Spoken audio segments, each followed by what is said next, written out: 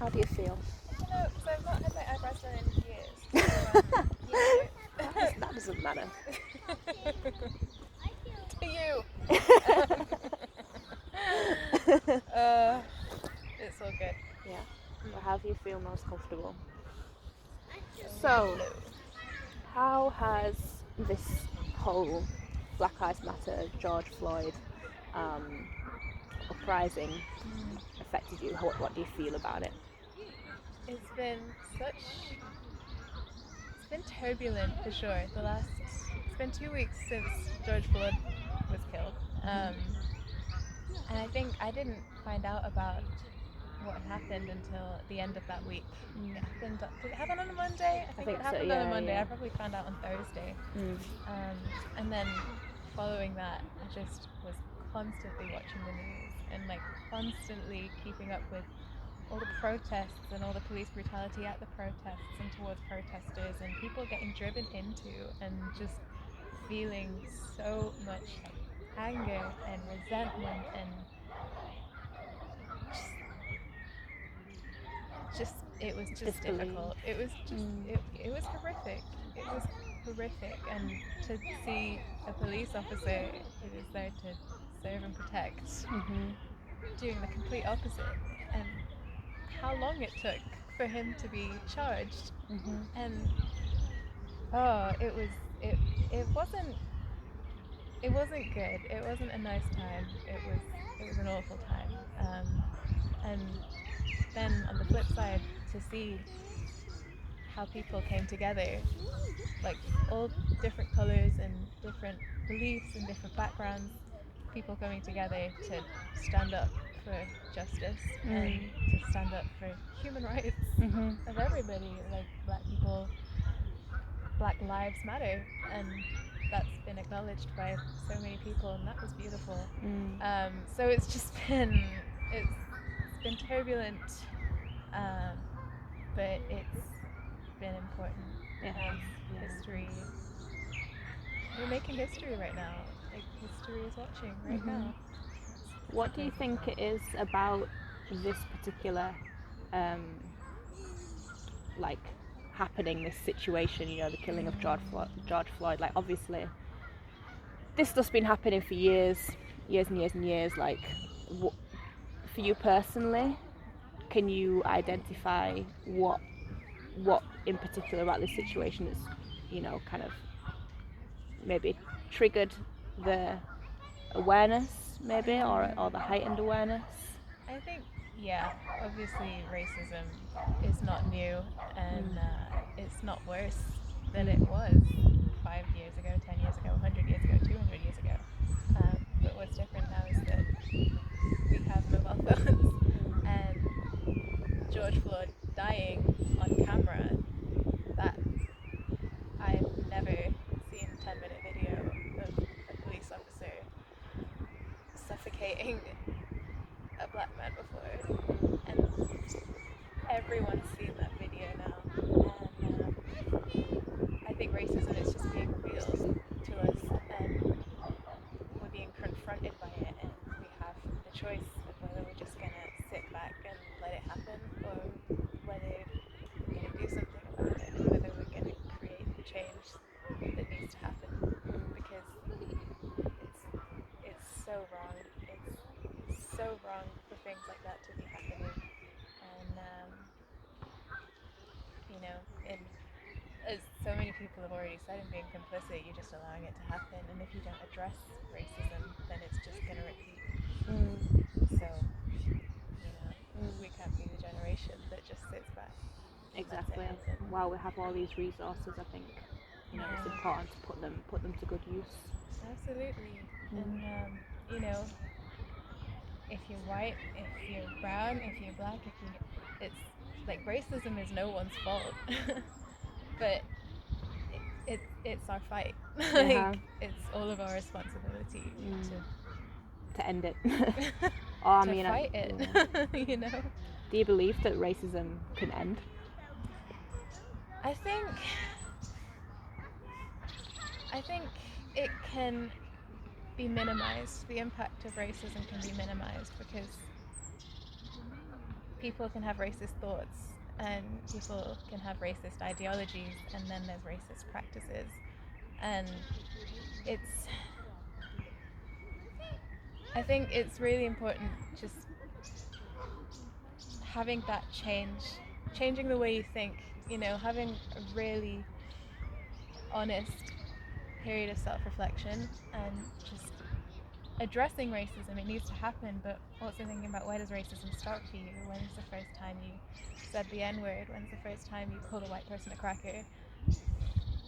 And I think if you acknowledging that and knowing that it's there, it's so important, because if you don't understand your own reasons, and if you're not honest with yourself, then you're ignorant.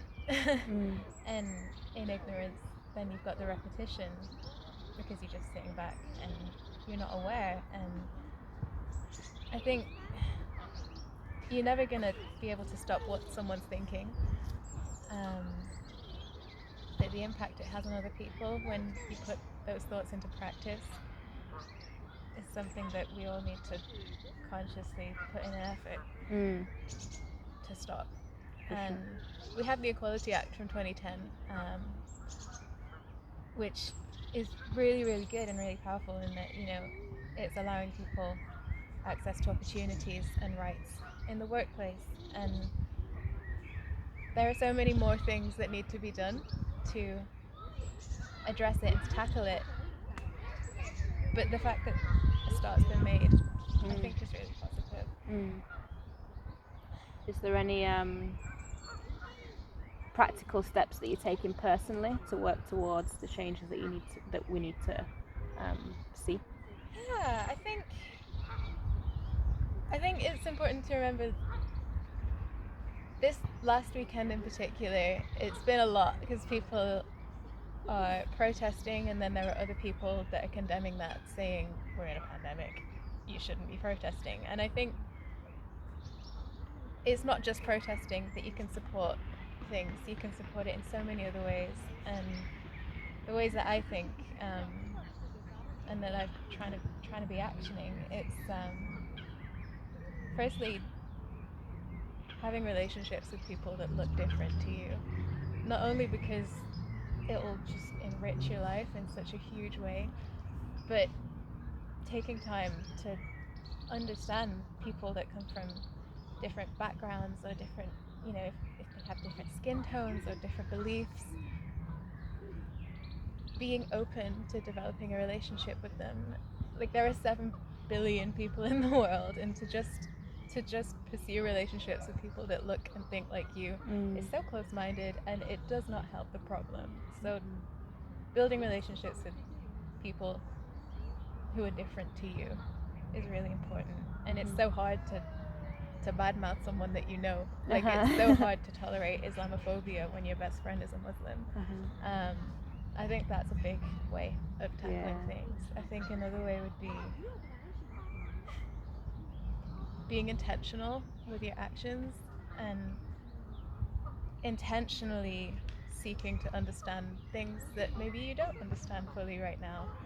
How it feels to be told that you can't go into a store, you can't go into a show or a club because of what you look like, and it doesn't fit the scene. Having uncomfortable conversations and bringing up the elephant in the room, bringing up, if someone says a racial slur, talking about it and having those uncomfortable conversations and being intentional with your actions, because you need to address racism, to tackle racism. Have any uncomfortable conversations been brought up for you recently, or any point? Well, I've been spending a lot of time at home on my own. Good. This is the first conversation I've had in a while. Not over text. But no, I think, challenging people, if they say something that you just think, just being like, why do you say that? not jumping into like attacking them, but just understanding, just trying to understand their point of view. I do not like arguments. I would rather have just a conversation, just a civil conversation, just like, why do you feel that way? And then they can ask if you feel differently. You can talk about it, and you might change their perspective, and that is going to be way better than just beating them down with verbal abuse. It's so much more impactful just to reason and to do it in a civil way. Staying calm. Stay calm. Carry on. That's something that I need to learn to do. I can get a little bit too fiery. It does take a lot of energy. But it's so important to speak up. It's so important sure. to speak up and to seek knowledge as well. Just understand. Education is key. Have you had any, or do you have any experiences with racism that you would like to share? Sure, yeah. I think I was so lucky growing up because I went to really good schools and I had the most supportive family. I went a lot in school growing up. People would be touching my hair, pinging the curls, and they'd be like, have you ever straightened your hair? It must take ages to brush your hair. Like, you're so frizzy. Have you ever conditioned your hair? Like, all of it. Just like not even asking. Just. Did you ever get the kids sticking gum and blue tack in your hair? Not gum.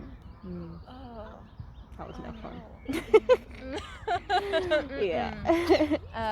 But those were like probably the first towards myself. The first, little things that I noticed going on frequently.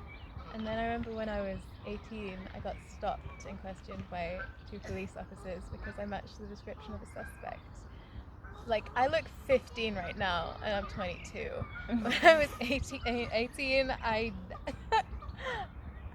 looked like I was a child. Like, I looked very, very youthful. So I remember going home and telling my dad, and he was just perplexed. But yeah, they didn't pursue it any further than that. It was just weird. It was unnecessary. And then I think these days I don't have any. I've never been questioned by police. I've never had any sort of bullying or picking on me because of my skin color. But what I do notice a lot is just like staring. If I'm walking on my own, like through my town, or when I go away. I remember I went to South Korea and I was talking to my friend's dad. And this little kid just came up. He must have been 5 or 6, and he was really, really just cute. Like, he was so tiny and innocent. But he just came up, and he was just staring at me like. What is suspicious? Like you do notice just people just stare at you when you walk past sometimes, and they don't smile or anything. They just like look at you as you're walking past. And it's like. Is there something on my face? Like, can I help you? Are you gonna say hello or just? So I think, that's probably the biggest completely irritant these days. Yeah. Has any particular incident or experience changed your perspective or certain ways you would act in certain situations? Sort of being exposed to a situation that's changed. Yeah, like anything that's happened to you in terms of, like race related, that has kind of made you change the way you think about things, or made you maybe think twice in certain situations about any kind of way that you act, or certain things you might say. Do you feel like you have to like maybe think a little bit more in certain, I don't know, let me try and think about how to phrase this a little bit more eloquently. Has your experience with like racism, no matter how mild or no matter how subconscious it may have been, do you recognize any certain thought patterns or any behavior patterns that you feel like are caused by that? I think what I get so much of is like, where, like, you know, that where are you from? Like, no, where like you talk, like you don't sound like you're from here. You don't look like you're from here. And I think what's changed for me fairly recently is that I don't feel obligated to answer anymore. And I think the exposure that we've had and everyone fighting for this cause of Black Lives Matter, it's been so important. It's been so powerful in empowering as well. Like just knowing that people aren't entitled to know anything about you. You know, I don't need to tell you my whole heritage, like my family's backstory. I don't need to speak a certain way to fit in. You know, I think, you know, like having my hair pulled through girls' school, at the time I thought it was. I didn't really think much of it. I thought, oh, it's just an opportunity to make a friend. Like, you know, oh, we're talking now. Like, hi, I'm Sandra. You know, but then when I look back at it, I'm like, they weren't my friends. Like, they're just looking at me like I'm some sort of museum artifact or just exhibit. So I think, yeah, in a way, I feel more empowered in knowing that I don't have to respond or I don't have to explain myself for being who I am. But also at the same time, I feel more irritated because I'm more conscious of the fact that things like microaggressions exist and what my experiences really, actually, truly were, knowing that it's racism. So empowered and also salty. Yeah. Yeah. I hear that, you know, like I'm, you know, as you know, I'm also mixed race, and I feel like I've grown up with not really much exposure to, you know, Black people. I never really had the talk about what it means to be mixed race, or, you know, to be what people are going to perceive, what people may perceive from looking at me walking down the street. People are going to perceive me as, you know, being a Black woman. You know, now, you know, over the past few years, I've been making the conscious effort to educate myself on it, because it's one of the most intense things about this situation is just realizing like how oblivious I've been, like, you know, the same as what you were just saying, like these little things that you never really thought of when you were young, like people just touching your hair and, you know, all these little tiny things where you just did not think about it.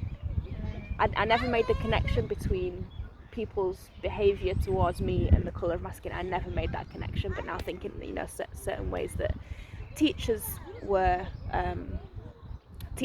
certain ways teachers treated me through school, and, you know, people, just general interactions that I had, just realizing like how, thinking about, you know, could that have been because of the color of my skin? Like, I don't want to start like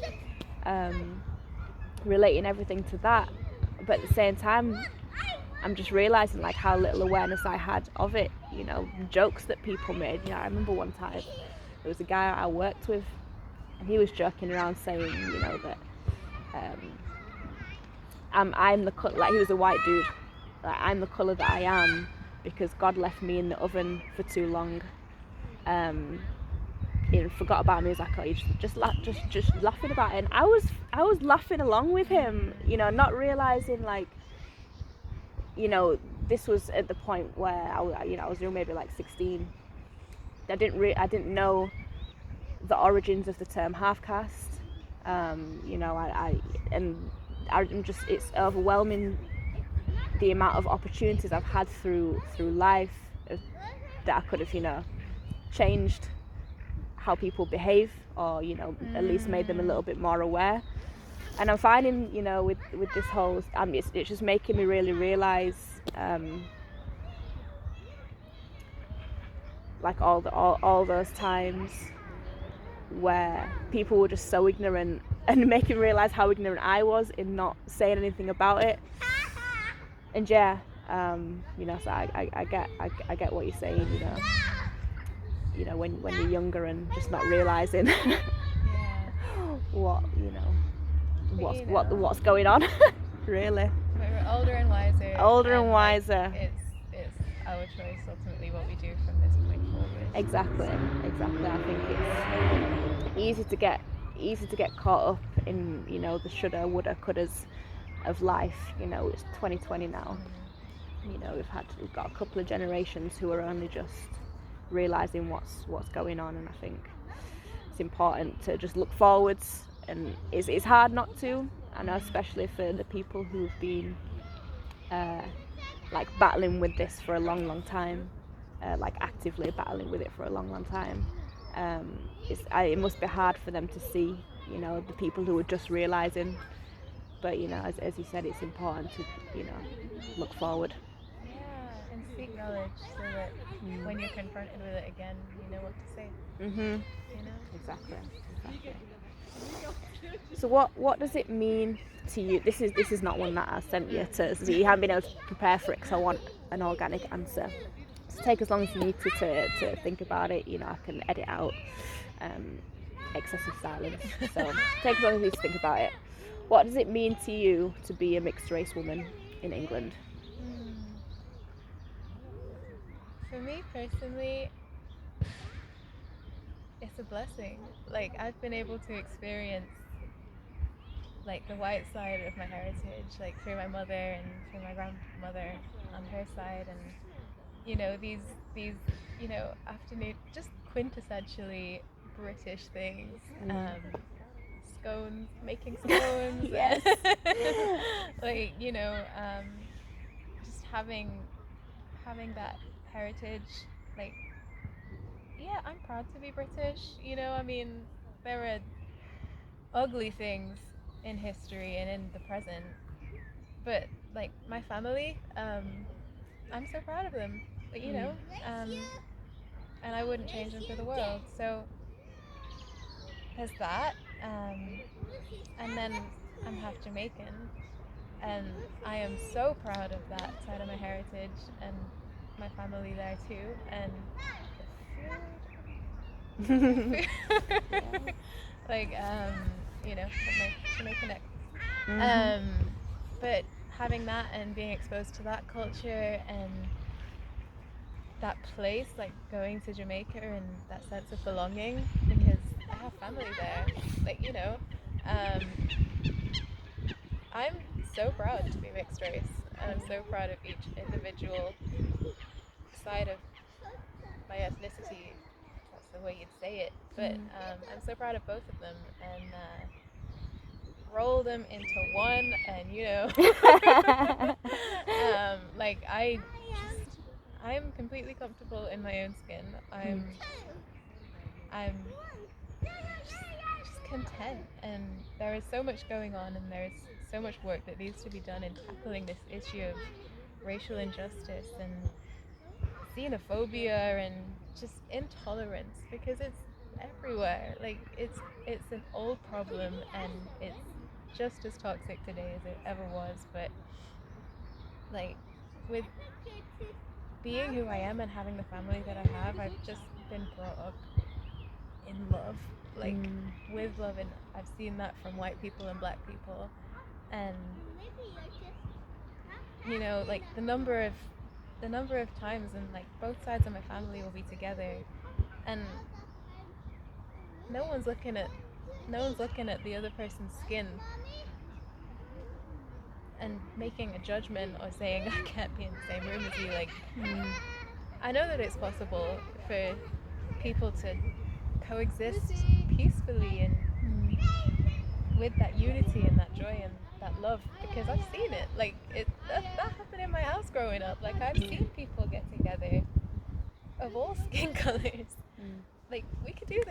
Like, we can do this. Like, there is hope, and Yeah. I've seen that, and I've been brought up with that, and I truly, truly believe that to my core.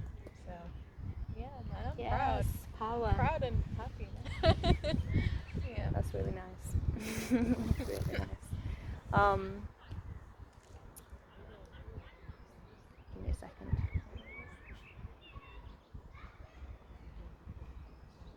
What are the main things you feel we need to focus on as a community or a nation to move towards our goal of this obliterating this systemic oppression?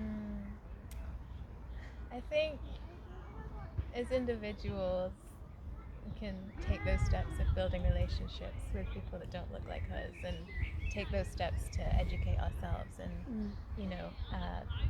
seek wisdom and information and understanding.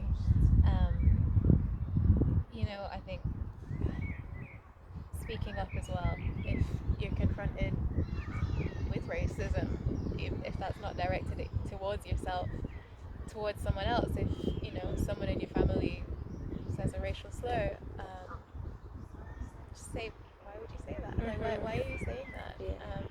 Or why do you think that? And having those uncomfortable conversations, but just using your voice. That's really important for us as individuals, and so much more. Like, you can challenge yourself with questions every day, like, what am I doing to support Black people and people like minority ethnic backgrounds? What am I doing to ensure that their full humanity is respected and they're getting equal treatment? And what am I doing to what am I doing to dismantle systemic racism in my sphere of influence? We can do so much, whether that's going to a protest, whether that's signing a petition, whether that's donating to a charitable cause, or just asking these questions and just challenging ourselves every day. But as individuals, we all need to address and acknowledge that it's our fight too. I think on a wider scale, I think racism is inherited and is learnt, and so what it will be effective is tackling it through education and robust laws that do not allow things like what we've seen in the George Floyd case, and God knows how many others go unreported and don't go viral. But having laws there that don't allow that to happen and repeat themselves. I know I saw that there was an anti-lynching bill that got blocked by I can't remember his name, something Paul. But in the US, I think he's the Republican representative for Kentucky, and he blocked it on the basis that lynching, the definition for lynching, it was too broad, and that it should be defined purely as just the ripping out of someone's heart and the just mangling of them, as opposed to just a cut or a bruise.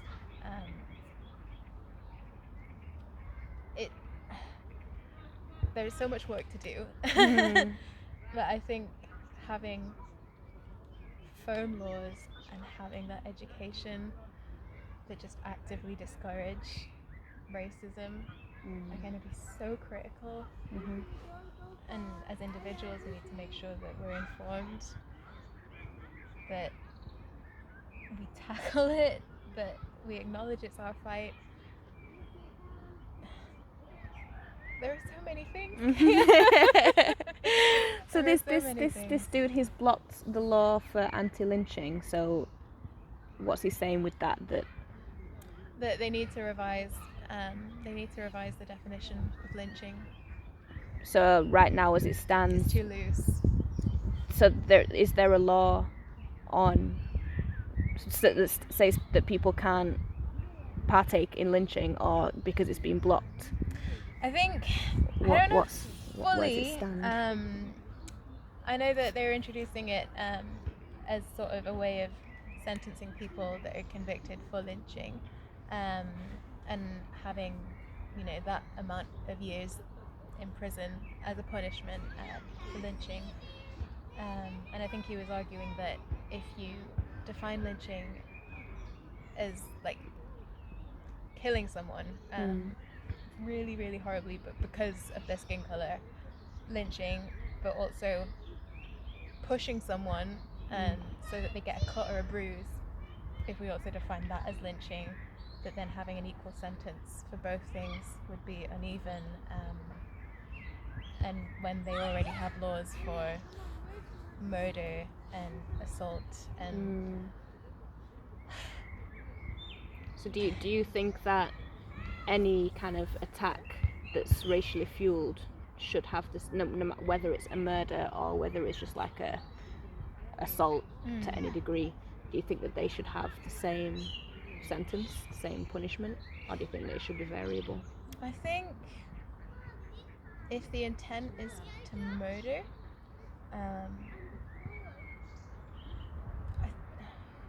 it's such a hard question. I think murder isn't the same as assault, and so if you intend to murder someone and you successfully murder someone, then